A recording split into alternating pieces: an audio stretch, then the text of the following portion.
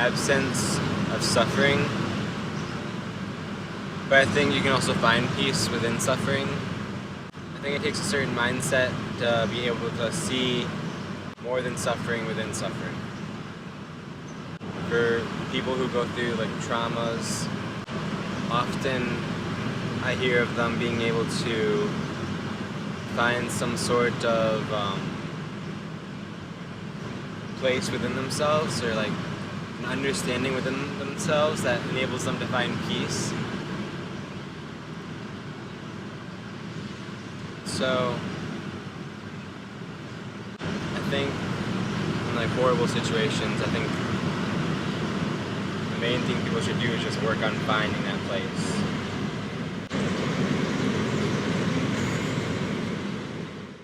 Different things rock different people's worlds. There are people for whom the breakup is the worst thing that's ever happened to them. And there are other people for whom a C on a test was the worst thing that's ever happened to them. And then there are, you know, what I would consider like really bad things, like the death of a parent, or the loss of a sense of who you are or where you're going.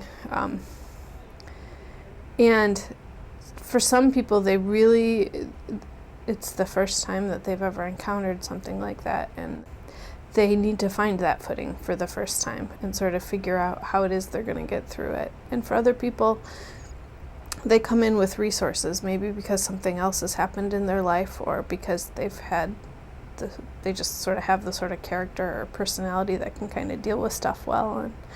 And so that kind of internal peace that, I see it lots of places.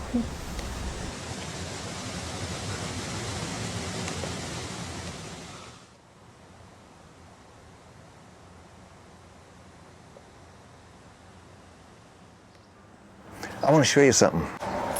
Check it out. 35 cents at Goodwill.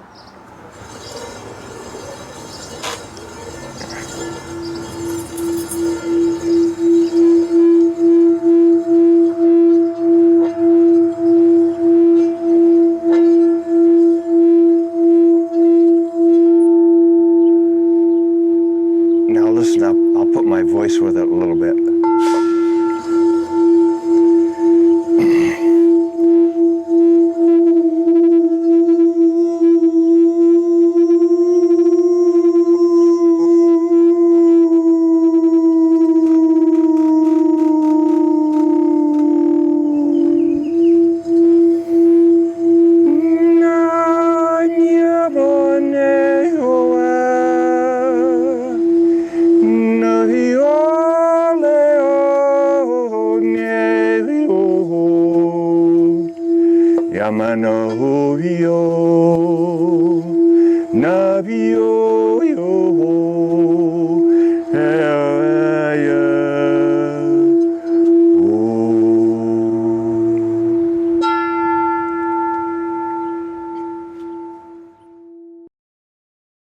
One of the first observations is just that most violence is committed by young men.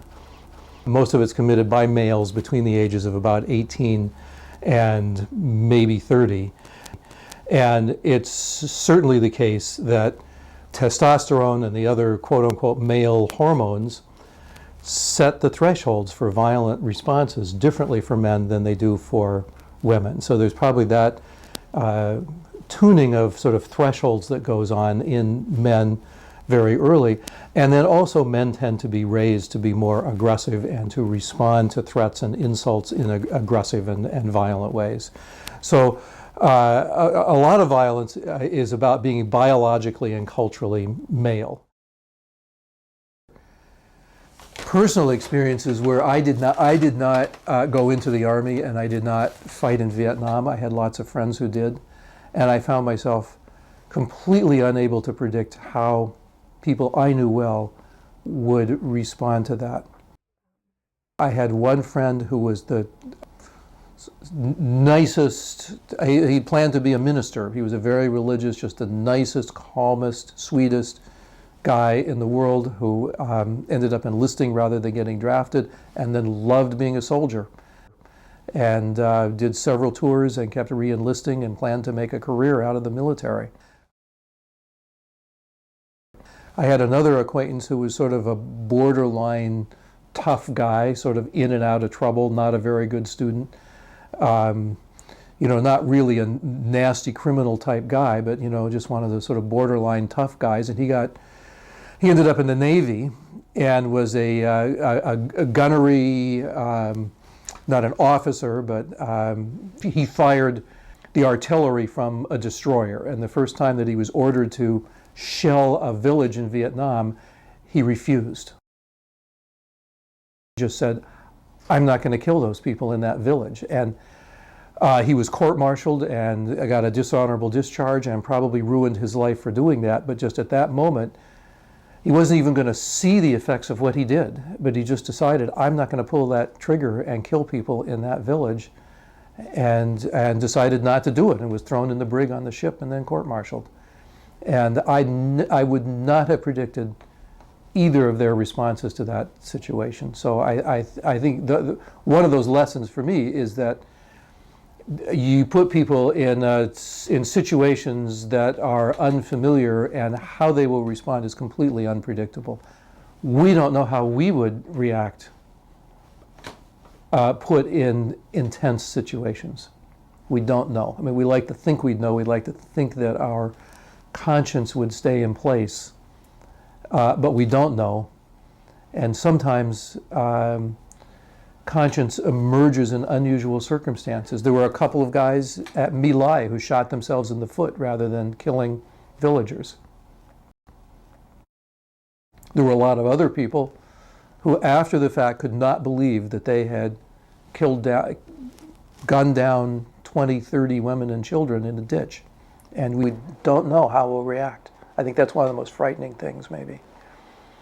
Our world is full of conflict, and I think, you know, as a writer, I know that conflict is what makes the world or stories interesting.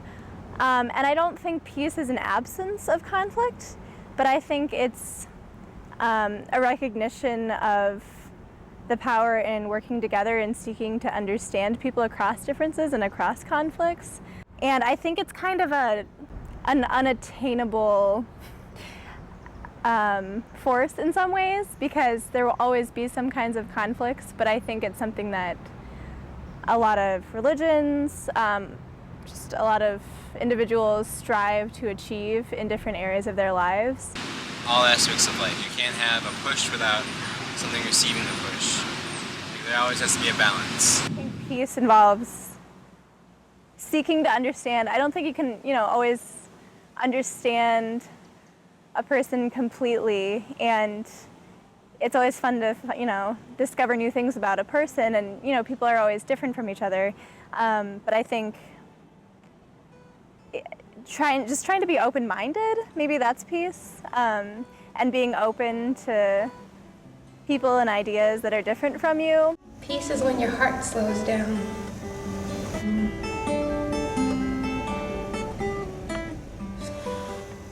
When you come to a point in life where you don't know what to do, it does you well to find some peace and to breathe.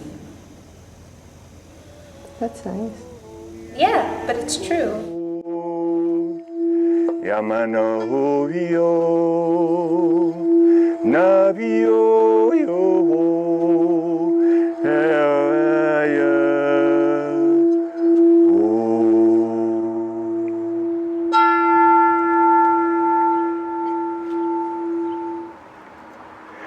I think I told you I have a choir, a small choir that I help to organize, and it's all improvisational music. So we just get together and sing in the moment that we're in, and it really takes the walls between people down. So we have this small little community of people that sing this really heartfelt music that comes right from within, inside of us, you know. It's lovely stuff, and it's very peaceful. And we often use this 35-cent bowl. God has a lot to do with peace, I think. Being close to God. I get in trouble talking about this, and I can't bring it up to everybody. This idea that you can take that which is sacred and refine it to a single point and then elevate it above. So the divine or the sacred is all about you, and you have to open up your eyes to that. But well, I think we need to get there if we're going to last as a life form on this planet. You know, we got to start realizing we're part of the earth and not separate from it.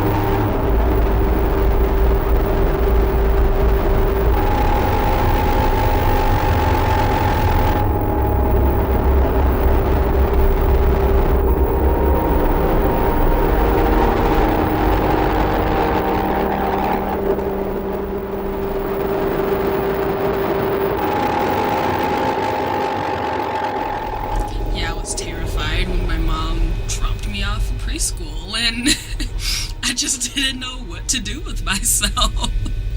And I think I cried that whole day.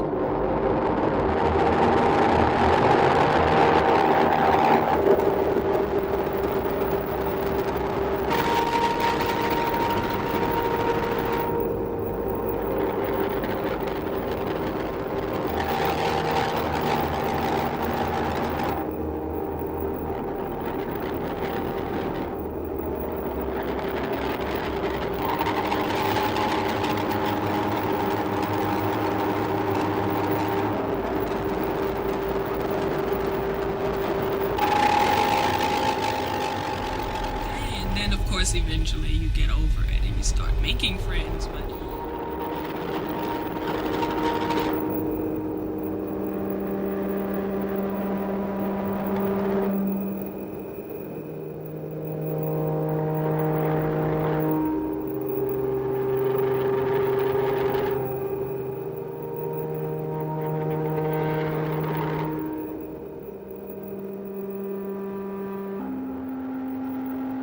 like there's never been like a set group of people that have always kind of been like, this is where I'm comfortable.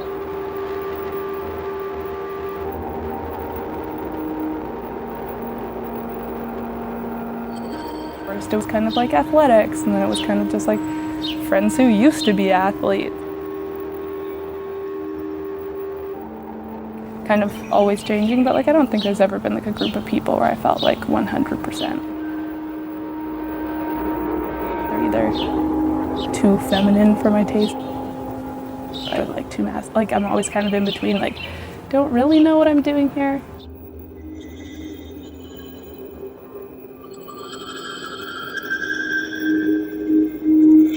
What is that feeling? It's kind of itchy.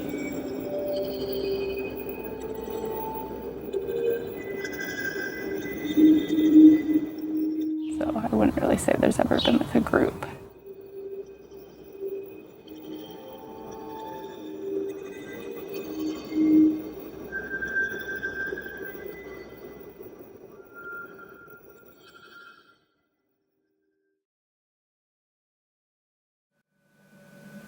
not shame, not panic, but like a kind of a, like, wait, like, did I not get the memo? Like, what's the norm in this space? One of the things we were talking about was this whole notion of positionality and us as individuals wanting to find that space, or in a more specific sense, that safe space. So like as individuals, we want to position ourselves in the society that we live in so that we ourselves could feel comfortable. And so once we find that space where, or that group where we share, you know, for instance, your ethnicity, race, religion, interest, once you find that space and position yourself with that group, then that's where you find your safe space. It's a space where you can be yourself, you can say whatever you want to say. There's also like some conflict in which you don't want to step out of that safe space, or you don't want to let people come into that safe space. When I hang out with like friends from elementary who are used to me being like this jock who like doesn't take shit from anybody, like I revert to that role because I know it's what they expect. And so even if I feel like our server's trying their best, guys, be nice, I'll always be like, oh my god, this is the worst, because like it's what they expect from me. I'll always just take on the role I'm assigned instead of one I think actually suits my personality. Like, there were times, I just had this like vague sense of there being times of me like walking into some, you know, a situation where I have to like do some paperwork or like take a test or something, and like everybody is dressed like way femmer than I am, and I look like this like ragamuffin, like queer, like thing that blew in off the, you know. I don't think there was anything specific that was on my mind at that time. It was just a matter of, I did not like that, will never go back there, and I'm going home. And I think one of the big things about it too was because I was in Philadelphia and I spent so many weeks going to all of these gay bars, and then I went to this frat house and it was the total opposite of it, and then I was like, this is not where I should be partying. You know?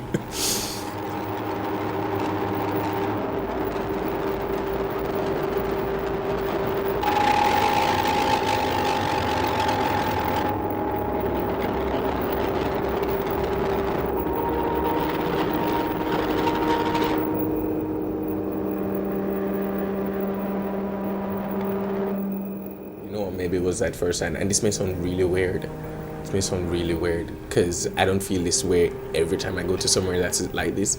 But when I went in there and I was looking around and there were all of these guys and girls dancing, and I was like, I want to dance. I have to find a guy to dance with, and that's not gonna happen. And I think that was it. But I don't feel that way every time I go to somewhere like that. I think it was, and I think what made it so different is because I had access to the kind of environment that I wanted, so I didn't have to be at this place. I could go somewhere else, you know. So I think when I went there and I was like, okay, this is totally the opposite of what I wanted it to be. I'm gone, you know. Not saying I run away from all uncomfortable situations, but.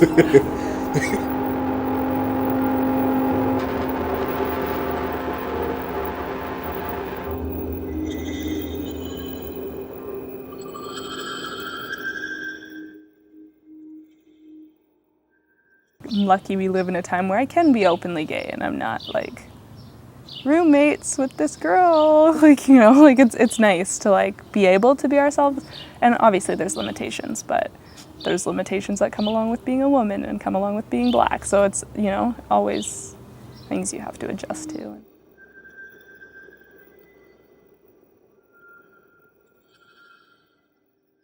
I mean, there's a lot I've found recently, especially like being engaged, the amount of pressure that comes off having to say girlfriend. And so like, because nobody questions fiance whether you're spelling it with 2 E's or 1, like, so there's always like, oh, well, me and my fiance need this, and people are more willing to do it because like, oh yay, you're engaged, how happy. Whereas like before saying like, well, me and my girlfriend are looking for a hotel, there was always kind of like this 2 beds then, like, so kind of, I don't know, like different word choices, also kind of like partner or using like their, which is awful to do, and especially like when you love someone, you don't want to like feel like you're hiding them from people, but sometimes it's easier.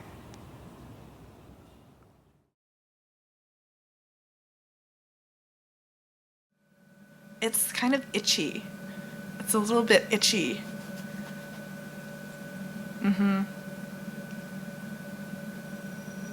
Yeah.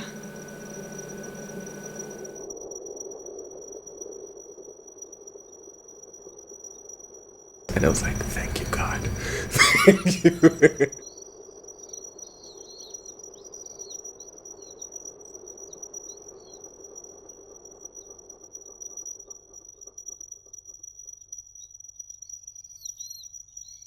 I remember I landed at 1:30, got into a taxi, and was on my way to the hotel.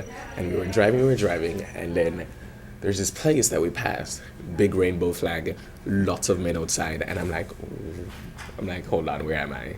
I'm like, I literally wanted to tell the taxi to stop there, but I had luggage with me just sitting down, so I was like, you know what, let me just wait. And then he turns the corner and he stops, and I'm like, hold the hell on. And then he's like, yeah, we're here. My hotel was literally around the corner from that place. And I was like, thank you, God. Thank you.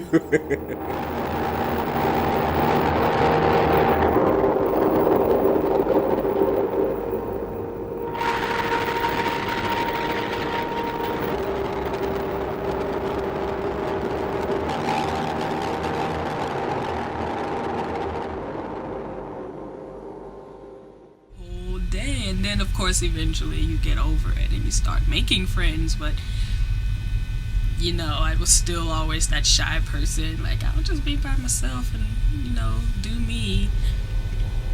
I don't really worry about what others do. First word that came to my mind was free. Oh, I can come in here and behave however I want with whomever I want, and nobody's judging me.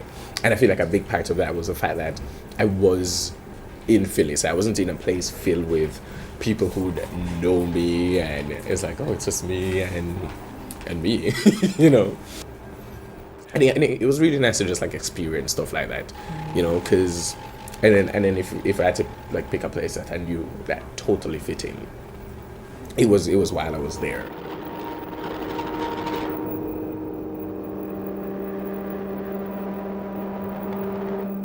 When it's something medical, I'm all for it. I can talk. You can just talk all day about it once you find that thing that you love.